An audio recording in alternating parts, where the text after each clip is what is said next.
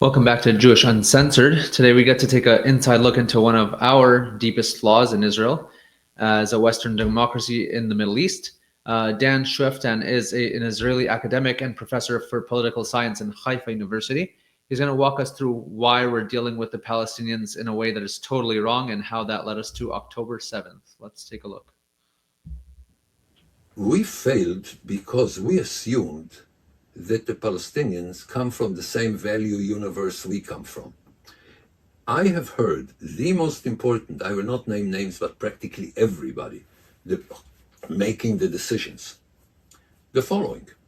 Yes, you're right, ideologically they want to slaughter each and every one of us, but don't you realize people essentially want a good life? So we give them oil and water and medications, and even when they fire rockets at us, we supply them with food and medications, and we hospitalize their people in our hospitals so that they can get treatment of cancer that they don't have developed enough in the Gaza Strip and so on. And our people come to the border so that they can drive them to hospitals so that they feel comfortable. And 18,000 of their people work in Israel every day, and we give them money and allow Qatari money to come. So their life becomes better and better. So why should they attack us? And I said, because their life becomes better and better. Okay? You don't understand. They come from a different value universe than you. The second Intifada, when they tried to butcher every Jew in Tel Aviv, not along the Gaza Strip, but in Tel Aviv, came when their economic situation was the best, their chances to get a state was the best, when the situation improved dramatically and there was a way chartered for them to improve much better, then it erupted, okay, in the year 2000. Then it erupted. Why then? Because they want to destroy us. Because they feel that they have the right to destroy us. Because this is the only thing they were brought up with, okay, from early childhood, for more than 100 years, one generation after the other, and still do. And still do. So I'm not surprised. And by the way, I don't want to cure them. I don't want to change them. I just want to be strong enough to prevent them physically from killing me. And every time they will have something that can kill me, I will destroy it because they have it. Because when they have it, they will use it to destroy me. And people that weaponize their condoms will also weaponize their missiles. Okay? That's what they do. I mean, look at the Gaza Strip. People speak about the poverty in the Gaza Strip. The standard of living in the Gaza Strip before October 7th was about 2 to 3 times higher than in Cairo. They had more hours of electricity than in Beirut. Okay? I don't know if Google Maps still has what they had before October 7th on, but try to just go in the streets with Google Maps before October 7th. Okay? And to see the resorts in Gaza and to see... There is also poverty in Gaza, among other things, because they have never built anything except something to kill Jews. It is a different cultural universe. Let me give you an example, perhaps that will demonstrate it. Most people in Gaza were unemployed, sitting on the beach, smoking Marlboro. Okay? Now, their children are playing in raw sewage. For generations. The people sitting on the beach doing nothing, the majority of Gazans. Could they dig a sewage tunnel in Gaza? Have the Gazans heard about the art of digging tunnels?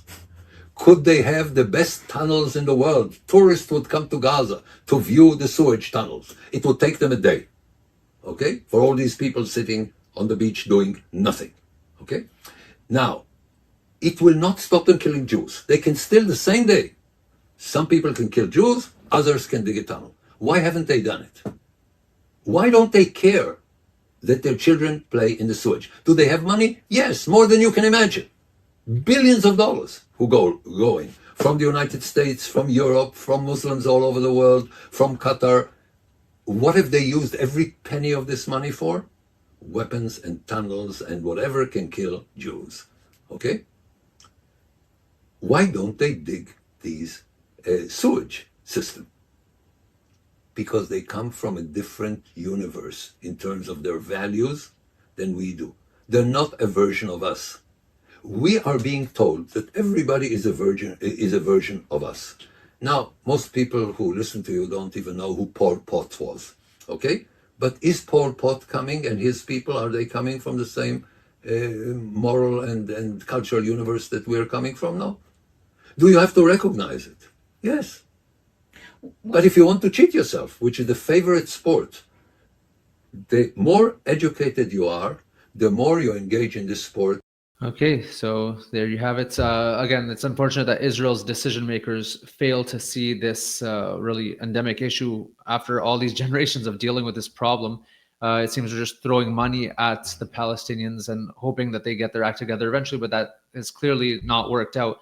We've been giving them water, electricity, and all this aid, even while they're holding hostages in Gaza, even while they're sending rockets for decades now. We need to wake up and realize that Gaza will never function as a properly running state as long as we have this idea. And really, there has to be a different way of looking at it. And that's why I really hope Trump's vision for Gaza comes to fruition, because it is a breath of fresh air compared to what we've been doing for the past few decades. And again, it's very unfortunate that we're looking at the Palestinians this way, that there's so many flaws that are coming out of their culture where they're indoctrinating their kids to hate us constantly. So that's what we're going to get. Message to the enemies of Israel, all these guys, the Houthis, Hamas, Hezbollah, and again, like you said, they're focused on killing Jews. Take a page from our book. We never blame others for our problems. We never say that we're not doing well in life because someone else is holding the keys to that. We always hold the key to our future. And if they took a page from that, they would maybe spend a little bit more money on education and food and infrastructure for their people instead of building rockets to send to Israel. So that's what we have today. That was Dan Schueftan from Haifa University. Just a public service announcement to our Canadian friends. Don't forget to vote in your upcoming election. We really want Pierre in power, at least personally me. Big support of Israel and the Jewish people in Canada. So just don't forget to vote on your coming elections. This is Sneer Yair with Jewish Uncensored. Please like and subscribe and stay updated. Stay updated for more details. And see you soon.